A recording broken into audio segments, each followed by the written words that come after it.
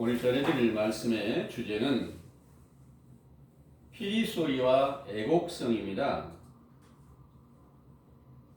마태복음 11장 16절에서 17절에 근거한 말씀인데요. 우리 다 같이 다시 한번 상고해 보겠습니다. 이 세대를 무엇으로 미워하고 비록건대 아이들이 장터에 앉아 새 동물을 향하여 피리를 끓어도 너희가 춤추지 않고 우리가 애곡하여도 너희가 사슴을 치지 않아야 함과 같도다. 아멘. 여기서 지금 말씀하시는 이 세대는 표면적 유대인들이 입술로는 아브라함의 후손이라고 하면서 뱀과 독사의 자식처럼 외식과 불법을 하는 세대를 말씀하시고 있습니다.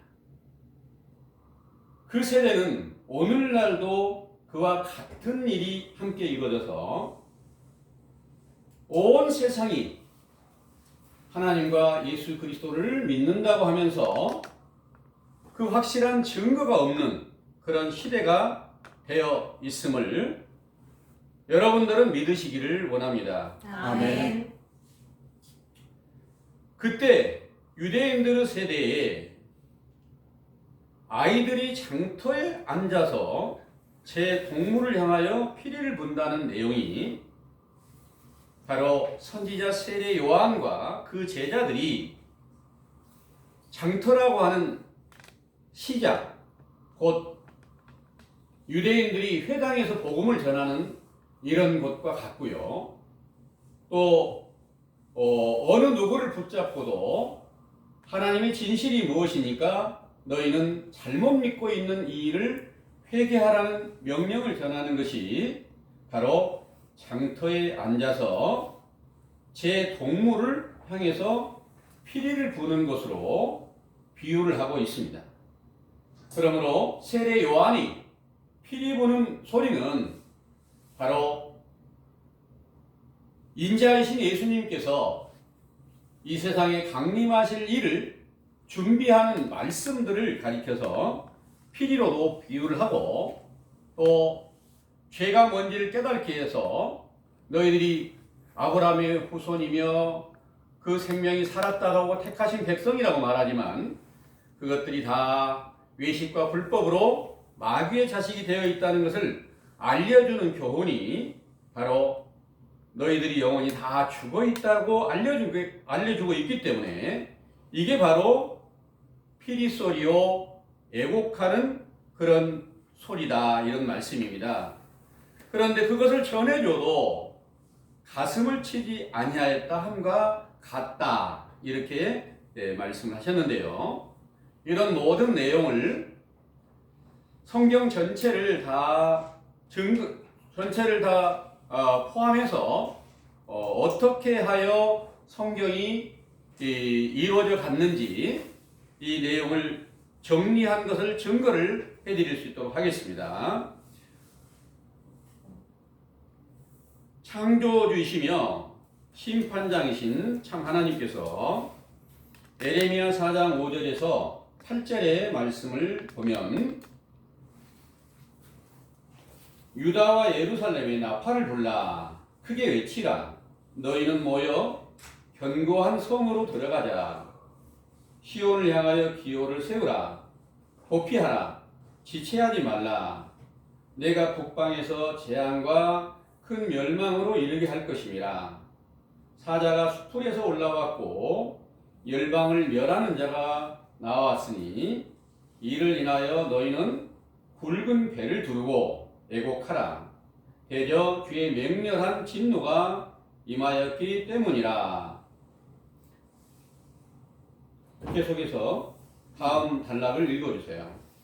하신 말씀이 응하여 바벨론의 침공을 받은 유다와 예루살렘이 멸망하였을 때 슬프다 인성이여 본래는 거민이 많더니 이제는 어찌 그의 정막하게 하냐고 본래는 열국에 크던 자가 이제는 가호하고 본래는 열방길에 공교되었던 자가 이제는 조공 들이는 자가 되었도다 땀에 흘리며 살아가던 자라 중에 위로한 자가 없고 친구도 다 배반하여 원수가 되었도다. 이 말씀은 예레미야 예가서 1장 1절에서 2절의 말씀이었습니다. 이런 모든 말씀과 같이 신약의 시작이 될 때 누가복음 3장 1절에서 6절에 근거한 말씀을 보면 유대 나라가 근본 바벨론이었던 로마 왕 가이사의 침공을 받아서 멸망한 상태에서 종노릇하고 있을 때 참 하나님의 선지자로 보냄을 받은 세례 요한과 그 제자들이 회개하라는 명령을 전파하며 천국의 소식을 전하는 것을 아이들이 장터에 앉아 피리를 불고 애곡하는 소리로 비유하여 그 복음을 듣고도 믿지 않는 것은 함께 춤추지 않고 가슴을 치고 울며 함께 슬퍼하지 않았다는 것을 비유하여 말씀하신 것입니다. 그러므로 광야에서 외치는 자의 소리로 회개하라 천국이 가까웠느니라 하신 말씀은 너희의 나라가 변화하고 예루살렘 성전은 무너졌고 백성들은 돌아가는 것인데 이렇게 된 원인이 하나님의 명령을 거역하고 사람의 계명을 만들어 하나님을 경외한다고 하나 마귀를 믿었던 죄악됨이라는 것을 깨닫게 하여 이웃쳐 고침받기를 바라는 자들을 제자로 삼아 천국이신 예수님의 제자로 돌아가게 하신 것이요. 이렇게 시작된 천국이신 예수 그리스도의 복음이 세례 요한이 요단강에서 죄 사함을 받는 물세례를 베푸는 것이었으며 이 세례를 마태복음 3장 13절에서 17절에 보면 예수께서도 받으시고 모든 의를 이루시려고 모든 사람들의 죄를 담당하여 성경을 완성하시려고 히브리서 5장 7절에서 10절을 보면은 아버지 앞에서 심한 통곡과 눈물로 간구와 소원을 올렸고 그의 경외하심을 인하여 십자가의 고난으로 부활의 영광을 얻어 아들로 인정을 받으시고 자기에게 순종하는 제자들에게 구원의 근원이 되시려고 멜기세덱의 반차를 쫓는 대제사장이라고 칭하심을 받았던 것입니다. 이로써 오순절에 보혜사 성령으로 충만하게 하실 때부터 그리스도와 함께 하늘에 지켜주셨고 이는 세상을 이기는 믿음으로 새 하늘과 새 땅에 이르게 하시고 새 예루살렘 성전이 세워지게 하여 애통하는 것도 없고 사망도 없는 영원한 생명에 이르게 하셨으므로 그 거룩하신 이름이 영원히 영광과 찬송을 받으시기에 합당하시나이다. 아멘. 지금 증거했던 내용은 사도행전 2장 1절에서 4절의 말씀이었고요. 그때 오순절에 보혜사 성령으로 충만케 하셨을 때 에베소서 2장 5절에서 8절을 보면 그때 그리스도와 함께 하늘에 앉혀주셨다고 말씀하셨기 때문에 이 하늘은 세상을 이기는 믿음을 주셨고요. 그 세상을 이기는 믿음에는 요한계시록 21장 1절에서 7절에 말씀하신 바 새하늘과 새 땅이 이루어지고 새 예루살렘이 성전이 하늘에서부터 내려오게 됐을 때 애통하는 것도 없고 사망도 없고 슬픔도 없는 아픈 것도 없는 이런 영원한 생명에 이르게 하셨다고 말씀하신 내용을 지금 증거해드렸던 것입니다. 그래서 피리라고 하는 그 악기는 이제 무엇을 의미하는지 자세히 살펴보면 실제로 피리가 있으면 영적인 피리가 또 있다는 것입니다. 그 영적인 피리가 뭐냐? 실제로 피리는 대나무와 같이 속이 비어있는 마른 나무 등으로 만들어서 입으로 부는 관악기입니다. 그런데 구약시대에 열왕기상 1장 39절에서 40절의 말씀을 보면 왕에게 기름을 부어 하나님의 뜻을 반포할 때 백성들이 즐거워하여 그 피리를 불었습니다. 그리고 또 마태복음 9장 23절에서 24절의 말씀을 보면 사람이 죽었을 때 슬픔을 위로하기 위하여 피리를 불기도 했습니다.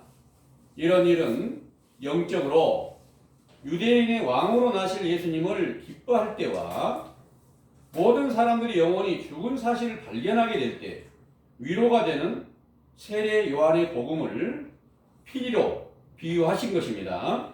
이는 실제 피리가 속이 비어있는 것처럼 자기의 모든 것을 버리고 마른 나무와 같이 육체의 정과 욕심을 죽인 제자들에게 이르되 하나님의 말씀의 열매를 맺어주는 것은 영적 피리로 비유하여 여기 환난과 고통을 당할 때 변론하는 말과 하나님께 간구한 말을 수금과 피리로 비유하여 수금은 애곡성이 되고 내 피리는 애통성이 되었다고 말씀하셨지요. 지금 참고했던 내용이 피리가 속이 비어 있는 것처럼 하는 것은 마가복음 10장 28절에서 자기의 모든 것을 버리라는 말씀을 따라서 버렸을 때를 말씀하시는 거고요. 또 에스겔서 17장 24절의 말씀을 보면 마른 나무는 다시 푸르게 하고 푸른 나무는 말리신다는 그런 말씀과 같이 자기를 비웠을 때 내가 죽은 자 가운데 있구나 하는 것을 깨달았을 때 마른 나무와 같이 되는 것인데 이것은 바로 육체의 정과 욕심을 죽인 제자들의 입술에다가 하나님의 말씀의 열매를 맺혀주는 것을 영적 피리로 비유하였다는 말씀이고요. 욥기서 30장 27절에서 31절에 보면 욥이 환난과 고통을 당할 때 그 친구들과 변론하던 말과 또 하나님께 간구한 말을 수금과 또 피리로 비유를 해서 수금은 나의 애곡성이 되고 피리는 애통성이 되었다고 말씀하신 증거가 있기 때문입니다. 그 다음에 애곡성이라고 하는 것은 어떤 내용인가 하면 슬피 우는 소리인데 예수께서 산에서 교훈을 베푸실 때에 누가복음 6장 21절의 말씀을 보면 울고 애통하는 자는 복이 있나니 웃을 때가 올 것이라 하셨고요. 또 야고보서 4장 8절에서 10절에는 두 마음을 품은 자들아 너희는 슬퍼하며 통곡하며 울지어다 너희 웃음을 애통으로 너희 즐거움을 근심으로 바꾸라 하셨는데 이는 하나님께 범죄한 행실로 영원히 사망에 속하였을 뿐만 아니라 또 느헤미야 1장 1절에서 11절의 말씀을 보면은 느헤미야 때에 하나님의 나라가 전쟁으로 인하여 폐허가 되고 성전이 다 불태워졌고 백성들은 죽임을 당하거나 포로로 붙잡히게 되었을 때 금식하고 부르짖는 애곡하는 것을 들으시고 응답하여 유대 나라를 회복하신 것 같이 신약 시대에 세례 요한의 회개의 세례에 참여한 자들에게 예수 그리스도를 영접하게 하시고 또 성령 세례를 베풀어 완전한 천국에 들어가게 하셨던 것입니다. 또 세례 요한과 그 제자를 아이들로 비유한 것은 물세례 안에서 율법의 교훈을 듣는 것을 아이들을 가르치는 몽학 선생이라고 하고 초등학문 아래에 있는 어린아이들이라고 말씀하셨기 때문이며 이 아이들이 장터에 앉았다는 것은 장터는 물건을 팔고 사는 시간인데 영적으로는 하나님의 말씀을 듣고 사는 신앙이라거나 교회나 전도하는 장소를 시장으로 위하여 외식하는 바리새인들은 시장에서 문화받는 것을 기뻐한다 하셨고 시장에서 파는 것은 양심을 위하여 죽지 말고 먹으라 하셨는데 이는 오늘날의 기독교가 방송하나 평화 방송이 최고의 큰 시장이 된 것이지요. 또 아이들이 장터에 앉아서 제 동물을 불렀다고 하셨는데 동물은 친구이며 영적 친구는 요한복음 15장 14절에서 15절의 말씀에 예수님의 계명대로 행하는 자가 친구가 된다고 말씀하셨으므로 세례 요한의 제자가 되기 전에는 유대인들의 교훈을 듣고 그 가운데서 하나님의 율법과 계명대로 행하는 것으로 알고 믿었던 것으로 모든 유대인들이 동무 곧 친구가 되었으며 그 가운데서 먼저 요한으로부터 진실한 교훈을 듣던 제자들이 유대인들 앞에서 회개하라는 천국의 복음을 전파하는 것이 동무들 앞에서 피리를 불고 애곡하는 소리라고 비유하신 것입니다. 이와 같은 피리 소리와 애곡하는 소리를 듣고 함께 춤을 추고 가슴을 치며 통곡하였던 자들은 요한과 함께 먹지도 않고 마시지도 않는 음식을 해야하는데 이 음식은 포도주와 소주를 마시지 않는 음식이며 이는 포도주와 소주로 유명한 누룩이라고 말씀하신 바리새인들의 외식하는 교훈을 받지 않았다는 것이며 세례 요한이 베푸는 교훈은 세상에 태어나면서부터 성령의 충만함을 입어 성령으로 베푸는 교훈이었던 것이지요. 그런데 마태복음 11장 19절에 예수님과 그 제자들은 먹고 마시며 포도주를 즐기셨다 하셨는데 이는 마태복음 9장 14절에서 15절에 예수께서 바리새인들의 회당에서 그들의 교훈을 듣기도 하시고 또 진리의 복음을 전하기도 하시며 변론하셨던 것을 비유하신 것이지만 잠언 23장 1절에서 3절의 말씀을 보면 거기에는 탐식자들은 목에다 칼을 두라는 말씀이 있는데요. 그 제자들 중에 혹시 탐욕이 있어서 함께 말씀을 듣고 있는 자가 있다면 칼로 비유한 그 말씀을 절대로 외식하는 것들을 받아먹지 못하게 막아버린 그런 금식을 하고 계셨던 것이며 이는 이사야 58장 6절에서 9절에서 말씀하신 대로 하나님께서 기뻐하는 금식을 행하고 계셨던 것입니다. 거기에는 흉악의 결박을 풀어주고 멍에의 줄을 끌어주고 압제당하는 자를 자유케 하며 모든 멍에를 꺾으시며 줄인 자에게 식물을 나눠주며 유리하는 빈민을 집에 들어오게 하여 벗은 자를 입히시는 일을 이루어 자기를 믿는 제자들에게 보혜사 성령으로 충만케 하여 구원의 옷으로 입혀주시고 또한 자기의 모든 그 육체를 갖다가 살과 피로 먹으라 하시고 또 고린도전서 3장 9절의 말씀을 보면은 하나님의 거룩한 성전, 하나님의 집으로 세워지게 하셨던 것입니다. 그러나 이와 같은 금식을 수하라는 예수 그리스도를 영접한 사도들의 시대가 끝난 이후 오늘날까지 천국이신 예수 그리스도께서 나타내신 제자들이 한 사람도 없으므로 온 인류의 영혼이 멸망한 상태이지만 모든 교인들이 외식하는 바리새인들과 서기관들과 같이 미혹하게 하는 포도주와 독주와 같은 외식하는 헛된 교훈으로 저 그리스도 곧 마리아의 자식이 되었다는 사실을 깨닫게 하신 우리 강남만의 교훈이 세례 요한의 때에 속한 교훈으로 회개하라고 명령하신 것이지요.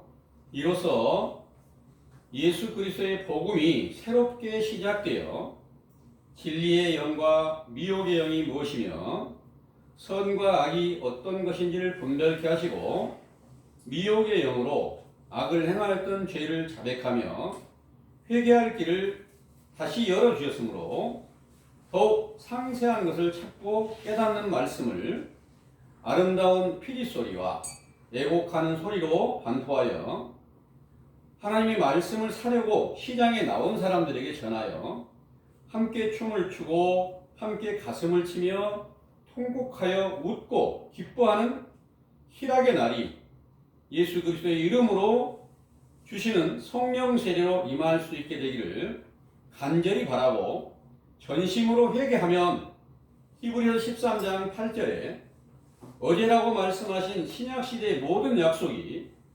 오늘이라고 하는 이 시대에 동일하게 성취되게 하신다는 것을 굳게 믿으시기 원합니다. 아멘. 아멘. 이처럼 선지자 세례 요한으로부터 시작된 신약의 예수 그리스도의 복음이 사도들로 인하여서 계시로 증거한 모든 말씀들이 어떻게 응하여졌는지를 자세하게 살펴보았습니다. 이 내용은 어떤 것이냐 하면 바로 그리스도로 말미암아 전해지는 이 말씀은 바로 예수 그리스도의 사도들에게서 예수 그리스도의 이름으로 완전하게 세워져서 말씀과 또한 능력과 표적과 기사가 예수 그리스도의 이름으로 나타나게 하신 일로 확실한 증거가 오순절부터 나타내게 되었고, 그 사도들의 애언한 모든 말씀들은, 계시로 말씀하신 모든 내용들은 사도들의 시대가 끝날 일에 대하여 애언하였던 말씀입니다. 그런데 오늘날 이 세상에서 외식과 불법을 행하고 있는 온 세상 교회가 다 예수 그리스도의 이름으로 기도를 하고 그 이름을 부르고 있습니다. 그런데 그 이름으로 기도를 하고 또 그 이름을 불러도 확실한 응답이 없는 거예요. 그것은 바로 그리스도께서 그 안에 계시지 않다고 증거하고 있는 것과 똑같은 것인데요. 이 그리스도가 없는 시대에 뭐가 역사를 하겠습니까? 그리스도가 없는 시대에는 표면적 유대인들의 시대와 동일해서 외식과 불법을 하는 교훈으로 제각기 파가 다 갈라져 가지고 내가 가장 진실한 교훈을 받았다, 이렇게 말하면서 서로가 서로를 경계하고 계속해서 변론하고 이런 일들이 오늘날 이 온 세상 교회에 지금 실상으로 이루어져 가고 있습니다. 이 가운데서 최근에 신천지에서 전하는 교훈을 들어보니까, 유튜브를 통해서 전하는 내용들이 한기총의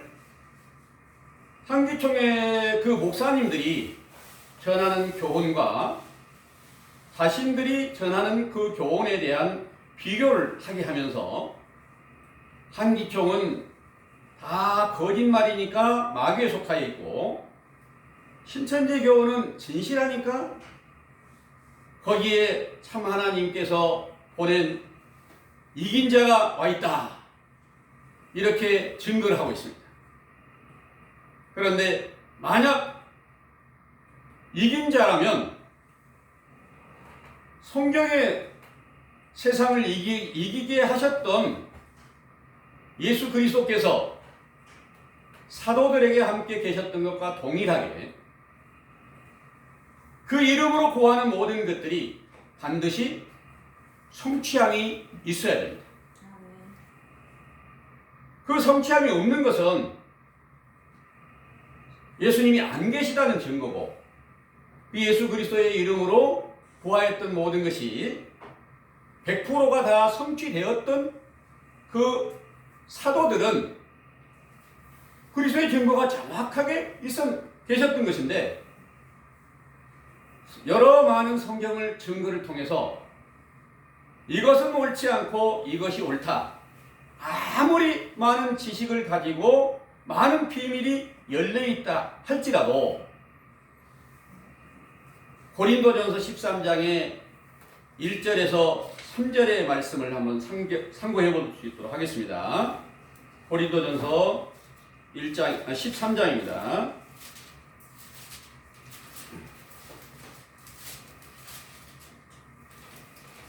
내가 사람의 방언과 천사의 말을 할지라도 사랑이 없으면 소리나는 고리와 울리는 꽹과리가 되고, 내가 예언하는 능이 있어 모든 비밀과 모든 지식을 알고 또 산을 옮길 만한 모든 믿음이 있을지라도 사랑이 없으면 내가 아무것도 아니요 내가 내게 있는 모든 것으로 부지하고 또 내 몸을 불사르게 내어줄지라도 사랑이 없으면 내게 아무 유익이 없느니라 하셨습니다. 아멘. 이 내용의 말씀에 사랑은 무엇입니까? 바로 자기 몸을 불살라 십자가에 못 박혀 죽으시고 부활의 영광을 얻으신 예수 그리스도가 완전한 사랑이십니다.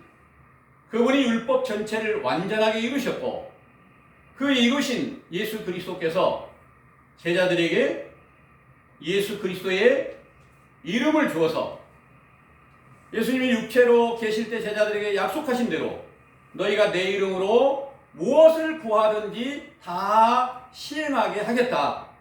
이 약속하신 내용이 오순절에부터 그 이름으로 안진뱅이도 일어나게 하시고 많은 병든 자들과 귀신 들린 자들을 다 고쳐주면서 확실한 증거가 나타나게 하는 것을 보여주었습니다. 그런데 오늘날 가장 진실을 가지고 내가 이긴 자라 이렇게 말하고 있지만 여러분들이 보기에 오늘날 이 세상에 코로나19라는 이 전염병으로 말미암아서 그들이 주관하고 있는 그 이긴 자라고 하는 분이 주관하고 있는 신천지 교회에 그 전염병으로 고통받고 죽어가는 사람들이 많이 있습니다. 이것이 지금 우리나라 이 사회의 가장 큰 이슈가 되는데요.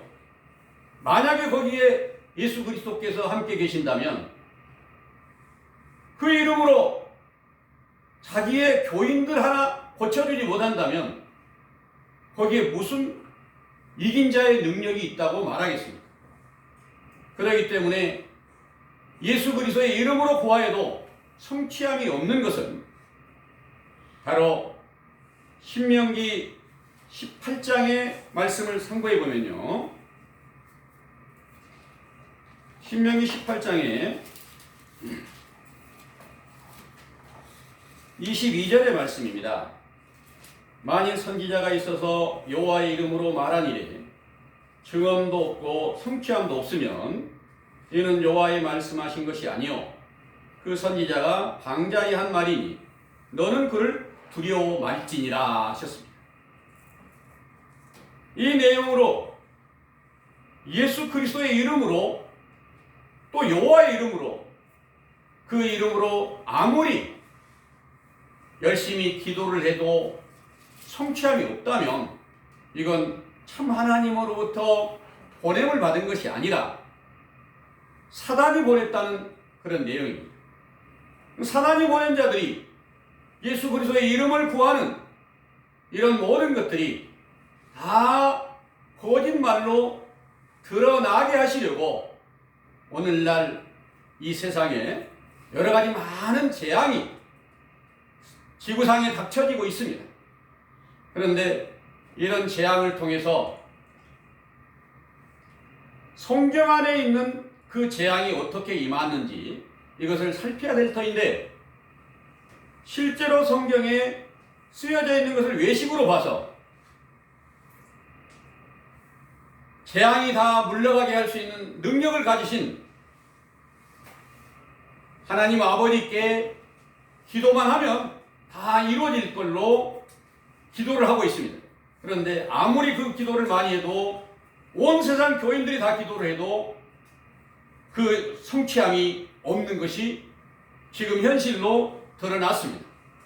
그러면 무엇을 말씀하시는 것일까요?